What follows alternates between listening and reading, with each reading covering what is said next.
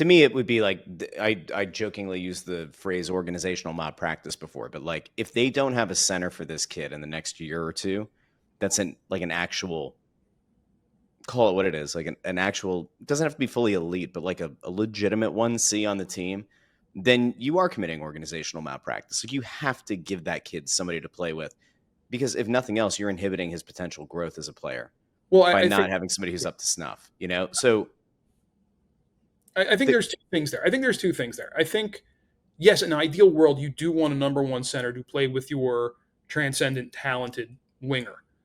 But I'm also old enough to remember when Craig Conroy was a number one center on a team that got to Stanley Cup final mhm. when he was riding shotgun with Jerome McGinley. Um, you just need someone who matches Michkov and what he's able to do. And I think Sean Couturier really gave you an example of the right kind of center to play with Michkov. A guy who, for all of Michkov's talents, one thing he is not is a speed burner. No. Like he doesn't have the wheels of a McKinnon or McDavid. He's more of a cerebral player, slow the game down, bring everybody to his pace, kind of like Panarin. I know Yeah. John Tortorella used that comparison a lot. Um, you don't need a center who's going to be a race car. You need someone who can just match him. And, I think you can find that guy.